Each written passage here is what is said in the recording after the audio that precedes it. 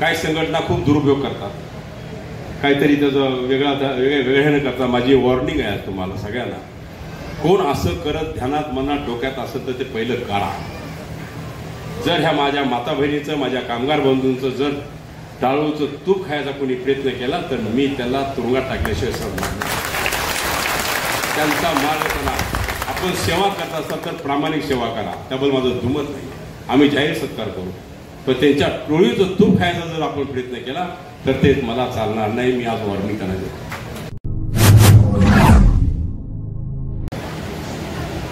माजी उपमुख्यमंत्री, आता असलेले उपमुख्यमंत्री देवेंद्रभाऊ फडणवीस यांच्या वाढदिवसाच्या निमित्तानं सकाळपासून आता पलटणमध्ये आपल्या सायकली वाटपाचा कार्यक्रम, आता इथं कामगारांसाठी किट, सेफ्टी किट आणि भांड्याचा कार्यक्रम वाटपाचा कार्यक्रम इथं आयोजित केलेला आहे. त्या प्रसंगी उपस्थित असलेले आपल्या विभागाचे खासदार माननीय रणजितसिंह निंबाळकर दादा, धैर्यशील दादा कदम, अध्यक्ष सातारा जिल्हा भाजपा, माननीय प्रल्हाद साळुंके पाटील ज्येष्ठ नेते, श्री रेवणनाथ बिसळे सहाय्यक आयुक्त, कामगार संघटनेचे पदाधिकारी, कामगारचे सर्व अधिकारी व कर्मचारी, जयकुमार शिंदे, सचिन कांबळे पाटील, विलासराव नलवडे, उपस्थित मान्यवर, सर्व बंधू आणि बहिणींनो, पत्रकार बंधू, मी कामगार मेळावे हे 2.5 वर्षापासून कामगार मंत्री झाल्यापासून कामगार मेळावे मी बघितला, पण राज्यात सगळ्यात मोठा मेळावा हा तुमचा आज दिसतो.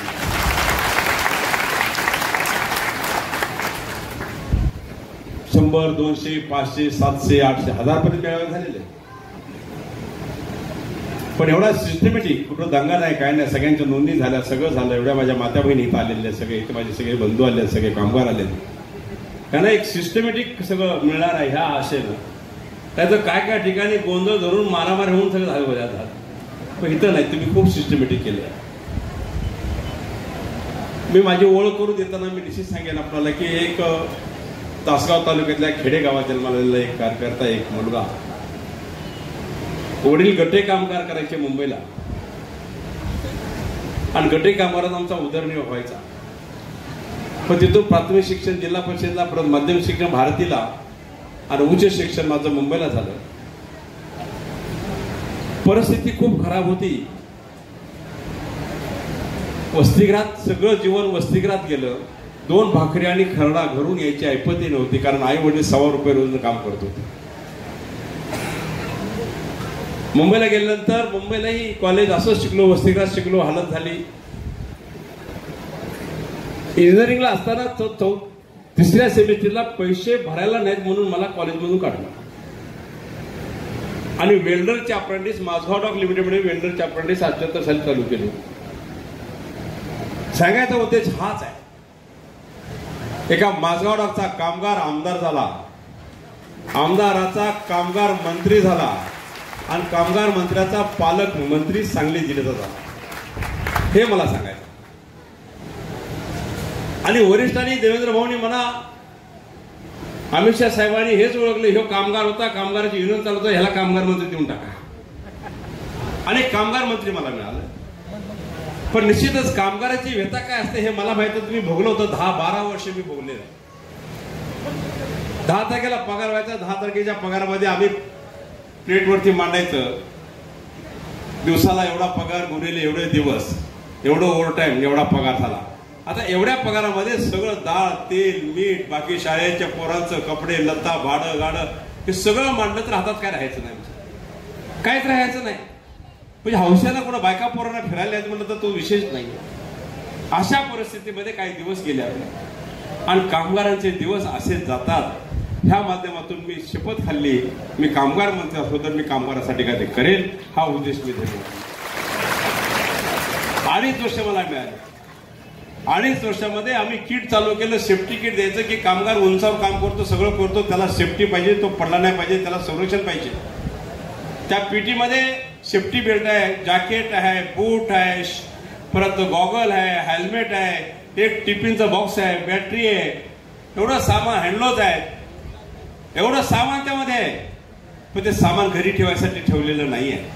आपण जर काम करत असाल बांधकाम कामगार, तर आपण काम करत असताना हे सामान तुम्ही वापरा, तुमच्या जीवाला काय होणार नाही, दक्षता घेण्याचं कामगार मंत्र्यांनी तो प्रयास केलेला. परत चालू झालं, एकदा काय करायचं आता आम्ही विचार केला, देवेंद्र विचारलं की आता तुम्ही लाडक्या बहिणीला 3,000 रुपये दिले, परत 1,500 रुपये देणार आहे तुम्ही. दिवाळी आल्या, पण दिवाळी करत असताना तिला शिजवायला भांडी तर देऊया आपण म्हणून मग भांड्या चालू केली आम्ही. आज भांड्याचा उपक्रम राबवला. आणि हे तर मला वाटतं कामगार असतील, पण घरोली कामगारासाठी पण, घरोली कामगार महिला माझ्या आहेत, माता बहिणी आहेत, त्यांनाही आपण हे किट द्यायची व्यवस्था केलेली आहे. ते आपण पुढल्या हप्त्यामध्ये आपण तेही चालू करतो. ऑर्डर निघाली त्याची ऑर्डर निघाली की घरोली कामगार नोंदणी वेगळ्या असतात. एक बांधकाम कामगारची नोंदणी असते, एक घरोली कामगारची नोंदणी असते. ह्या नोंदण्या वेगळ्या असतात, पण घरोली कामगारासाठी पण आपण ज्या महिला माझ्या असतील, माता बहिणी असतील, त्यांच्यासाठी पण आपण किट उपलब्ध करून पुढल्या हप्त्यामध्ये देतो. हे सगळं करत असताना कामगार बंधूंना मी आल्यापासून, आता मगाशी एका संघटनेच्या कार्यकर्त्यांना सांगितलं सगळे काय काय मिळते. मी पुस्तक छापलेलं आहे, पुस्तक हे पुस्तक सगळ्यांना मिळेल. जवळजवळ 5,000 कॉपी पडलेत मी. हे पुस्तक जर वाचलं आपण तर ह्यामध्ये बांधकाम कामगारासाठी काय मिळणार आहे, आपण कसं अप्लिकेशन करायला पाहिजे, कागद कुठले द्यायला पाहिजेत, हे त्यामध्ये लिहिलेलं आहे. तर ह्याला आपण वाचलं तर आपल्याला समजेल की आपण कुठं बसतोय, काय बसतोय, त्या पद्धतीने अप्लाय केलं तर आता पैसे, आता बघितलं आपण 5-10 लाख वाटले आपण इथे, तसे पैसे सगळ्यांना मिळतील, त्यामुळे अडचण येणार नाही. आणि अशा गोष्टी करताना राजे आम्ही सातारा MIDC मध्ये कामगार भवन बांधतोय, त्याचं उद्घाटनालाही आपल्याला बोलवलं नाही. जागा उपलब्ध झालेली आहे, ऑर्डर करतोय मी आता. त्यामुळे एक कामगार भवन असं बांधू आम्ही की जिथं आमचा कामगार माता बहिणी असतील, बंधू असतील आमचे, त्या कामगार भवनमध्ये गेल्यानंतर सगळी कामं एकाच छताखाली ती झाली पाहिजे, त्याला तिथं आधार मिळाला पाहिजे. ह्या पद्धतीने आम्ही केलं. दुसरी स्कीम आम्ही राबवली विश्वकर्मा. ही केंद्राची स्कीम आहे. विश्वकर्माच्या माध्यमातून केंद्राला 12 बलवताना ही स्कीम लागू होते. त्या स्कीममधून आम्ही सरसकट कामगारांना ती स्कीम राबवली. एक अँब्युलन्स प्रत्येक जिल्ह्यामध्ये आम्ही पाठवली. अधिकारी कोण आले का? आले. एक अँब्युलन्स पाठवले. त्या अँब्युलन्स सुसज्ज आहे, म्हणजे त्यामध्ये आयसो असतो, आयसो मध्ये आपण जे पेशंट लागतो तशी आयसो त्यामध्ये सगळी सिस्टम आहे. आणि त्या एजन्सीनं आपल्या जिल्ह्यातली 3 हॉस्पिटल नियुक्त करायची चांगल्या क्वालिटीची, आणि ती क्वालिटीची त्यांनी बुक करायची. आमच्या कामगाराला, आमच्या माता बहिणीला त्याच्या घरातून म्हणा, त्याच्या कामगारा काम करत असताना तिथून काहीतरी प्रॉब्लेम झाला तर त्या अँब्युलन्स मधून त्याला तिथे न्यायचं हॉस्पिटलला. आणि हॉस्पिटलला गेल्यानंतर सगळी व्यवस्था, सगळी ट्रीटमेंट कामगार डिपार्टमेंट करणार त्याची. समजा एखादा ऍक्सिडेंट झाला, कामगार आमचा 2-3 महिने तो बरा होत नाहीये, दुरुस्त होत नाही, परत कामावर जाऊ शकत नाहीये. आता 3 महिने जर तो कामगार हॉस्पिटलला राहिला तर त्याच्या घरातल्या लोकांनी करायचं काय? तो जर करता असेल तर त्याला काय करायचं? त्यातून आम्ही त्याचा पगार 3 महिने, जेवढा दिवस तो हॉस्पिटलला राहील, काम करू शकत नाही, तेवढा पगार त्याचा प्रत्येक महिन्याला त्याच्या घरी पोहोचण्याची आपण व्यवस्था केली. आम्ही कामगार डिपार्टमेंटमध्ये ते करणार आहोत. अशा बऱ्याच योजना आपल्याला राबवल्या. लोकांचं संरक्षण व्हावं, चांगलं व्हावं. मृत्यू झाला तर 2,000, मगाशी सांगितलं राजाने की आम्ही 2 लाख रुपये दिल्यानंतर प्रत्येक वर्षाला 24,000 रुपये पेन्शन म्हणून त्या मातेला देतो, त्या विधवा मातेला देतो. त्यात वाढ पाहिजे निश्चितच. बघून मी सांगतो तुम्हाला, मी आता प्रस्ताव तर माझ्याकडे आता आला नाही. म्हणजे प्रत्येक महिन्याला आपण 2,000 देतो, 12-24, बरोबर ना? 2,000 पेक्षा काय वाढवतील राजे तर निश्चितच प्रयत्न करेन मी, आणि वाढवून देईन तुम्हाला. त्यामुळे ती सोय होईल. ह्या अशा मुलींचं शिक्षण, मुलांचं शिक्षण, मुलगी झाली, डिलिव्हरी झाली, मृत्यू झाला, त्याला 10,000 रुपये, परत 2 लाख रुपये. उच्च शिक्षणासाठी बाहेर गावी कुठं उच्च शिक्षणात असेल, त्यांना शिकत असेल, मुलगा इंजिनियर असेल, डॉक्टर असेल, अशांना आपण स्कॉलरशिप देतो. फक्त एकच आहे की तुम्ही लोकांनी 2 पावलं सरायला पाहिजे. आम्ही 4 पावलं यायला तयार आहे, पण 2 पावलं तुम्ही आम्हाला घरातच आणून द्या, नाही मिळणार. त्या पद्धतीने तुम्ही 2 पावलं या, तुमच्या मुलांसाठी या, तुमच्या पतिराजासाठी या, तुमच्या कुटुंबासाठी या. 2 पावलं फक्त आमच्यापर्यंत या. मी इथल्या सगळ्या कामगार संघटनांना मी विनंती करतो. राजे, संघटना आपल्याच आहेत, सगळ्या आहेत. काही संघटना खूप दुरुपयोग करतात, काहीतरी त्याचं वेगळ्याने करतात. माझी वॉर्निंग आहे तुम्हाला सगळ्यांना, कोण असं करत ध्यानात मनात डोक्यात असेल तर ते पहिलं काढा. जर ह्या माझ्या माता बहिणीचं, माझ्या कामगार बंधूंचं जर टाळूचं तूप खायचा कोणी प्रयत्न केला तर मी त्याला तुरुंगात टाकल्याशिवाय सोडणार नाही. त्यांचा मार्ग करा. आपण सेवा करत असाल तर प्रामाणिक सेवा करा, त्याबद्दल माझं दुमत नाही. आम्ही जाहीर सत्कार करू, पण त्यांच्या टोळीचं तूप खायचा जर आपण प्रयत्न केला तर ते मला चालणार नाही. मी आज वॉर्निंग करणार आहे. तर अशा दृष्टिकोनातून काम करत असताना बऱ्याच गोष्टी आपल्याला, मगाशी राजाने सांगितलं की कालच कार्यक्रम झाला मुख्यमंत्री लाडकी बहीण. वाटलं तर तुम्हाला कधी असं होईल आपल्याला असे अचानक बँकेत पैसे येतील? पण कॅबिनेटला देवेंद्र भाऊंनी ते दिमाग चालवलं, डोकं चालवलं आणि तो प्रस्ताव कॅबिनेटमध्ये मांडला. आणि त्या कॅबिनेटला मुख्यमंत्री अजितदादांनी, आम्ही सगळ्या मंत्र्यांनी त्याला सपोर्ट केला की ही स्कीम आपण राबवूया, काय होईल ते उद्या. पैसे उपलब्ध करून दिले कॅबिनेटनी आणि ही स्कीम राबवली. जवळजवळ 1,03,00,000 काल आपण बटन दाबलं. किती? 1,03,00,000 महिलांच्या, माझ्या बहिणीच्या अकाउंटवर पैसे पडले. कमी नाही ना? आता 1,03,00,000 गुणिले 3 करा, म्हणजे किती कोटी होत आहेत बघा, आहे ना? एवढे कोटी काल आम्ही वर केले. आता विरोधकवाले पी करत बसते दुसरी, मग ते बंदच होईल, ते पैसेच मिळणार नाही, तुमच्या बँकेत पैसे आले तर ते परत काढून घेतले जातील म्हणल्यानंतर बँकेला गर्दीच्या गर्दी झाली. अरे तुमच्या बँकेत पैसे गेले तर कोण काढून घेऊ शकतं? हाय कोणाची हिंमत? आपण शानी माणसं आहे.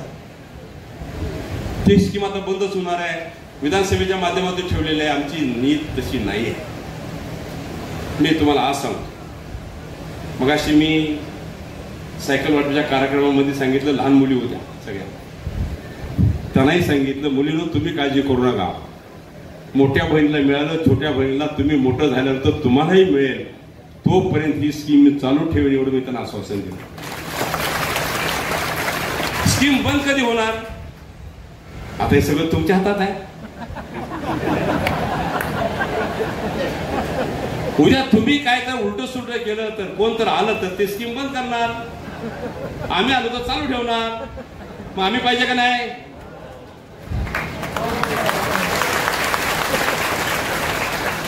कारण ही राजकीय पद्धत आहे. ते आले की आमचं बंद करायचं, आम्ही आले की त्यांचं बंद करायचं. त्यामुळे आपल्या जनतेचा हाल होतो. म्हणून जे जे चांगलं आपण केलेलं आहे ते चांगलं टिकवण्यासाठी मी सांगतो, कामगारांना सगळं सांगतो. आजी लाडक्या बहिणीचं सांगितलं, पण आपण कामगारांचं मी सांगतो तुम्हाला, तो मुद्दा तुम्हाला पण लागू आहे. समजलं? शासन आपलं आलं पाहिजे. शासन आल्यानंतर ह्यामध्ये वाढ होईल. काल मुख्यमंत्र्यांनी डिक्लेअर केलं, आज 1,500 तुम्हाला प्रत्येकाला बहिणीला मिळत आहेत. त्यात वाढीव करण्यासाठी पुढे आम्हाला चांदा, आम्हाला आशीर्वाद द्या तुम्ही, आम्ही त्यात पैसे वाढवू. हे मुख्यमंत्र्यांनी सांगितलं. आता तुम्ही काय विचार करणार? मागले 2.5 वर्ष ह्या महाआघाडीनं काम केलं, काय केलं का? हा काय सांगा केलं?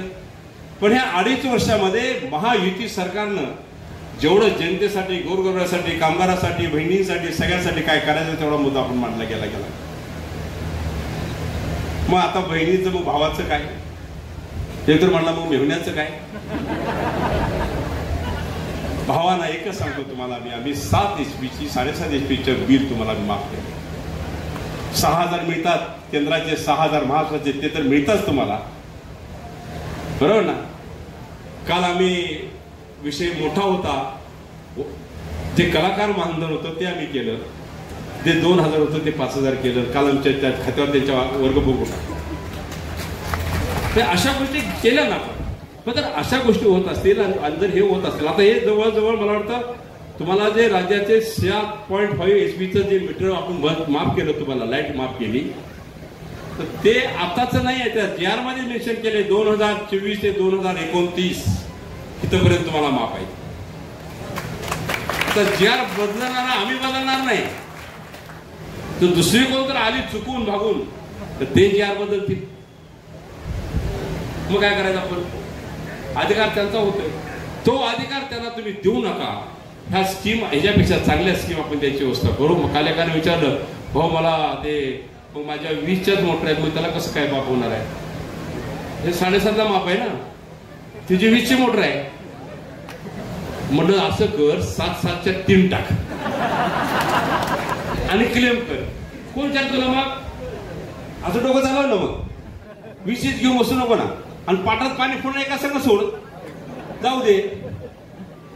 ही आयडिया तुम्हाला पण दिली मी आहे ना. कामगारांना घरकुल देतो आपण, कामगाराच्या आरोग्याची सेवा करतो आपण. आता मला वाटतं लेट लाडकी बहीण आपली बहिणीसाठी पण आपण आरोग्याची स्कीम लॉन्च करतोय त्यांच्याबरोबर. तुमच्या आरोग्याची पण स्कीम लॉन्च करतोय. पण कामगाराचे आहेत तुम्ही एवढे कामगार, तुम्हाला कामगाराच्या स्कीम आहेत ना सगळ्या, आरोग्य सगळ्या. त्यामुळं त्याचा लाभ उठला. काही अडचण आली तर आमचे अधिकारी इथे आहेत, दादा इथं आहेत. त्यामुळं काही कमी पडणार नाहीये. दादा जेवढे तुम्हाला नोंद करून घ्यायचे घ्या, जेवढं वाटायचं तेवढं वाटा.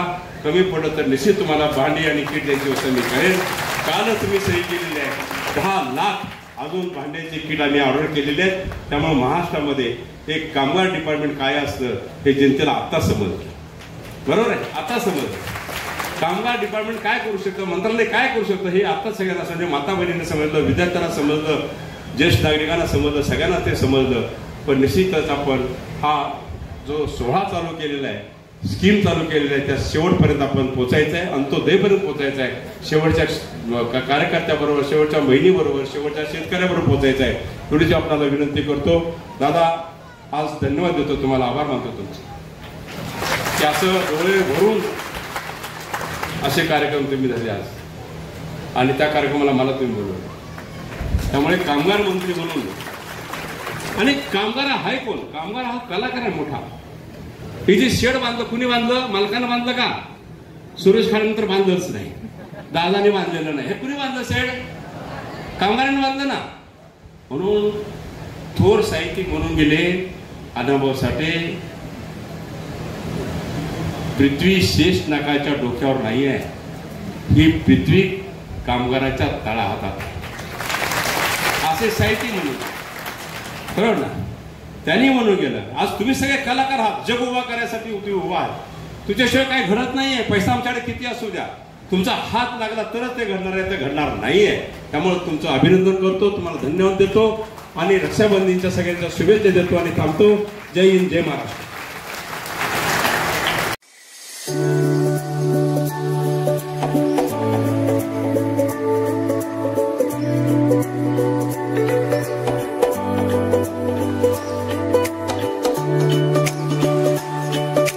फलटण शहरातील सोने चांदी खरेदी करण्याचे एकमेव विश्वसनीय ठिकाण म्हणजेच अशोक गांधी ग्रुप यांचे अशोक ज्वेलर्स अँड सन्स. आमचा पत्ता अहिल्यादेवी चौक, फलटण. आमच्या इतर शाखा अशोक ज्वेलर्स, महावीर स्तंभाजवळ, मोदोजी हायस्कूल, गेट नंबर 3 समोर, फलटण. रत्न ज्वेलर्स, उघडा मारुती मंदिराजवळ, रविवार पेठ, फलटण.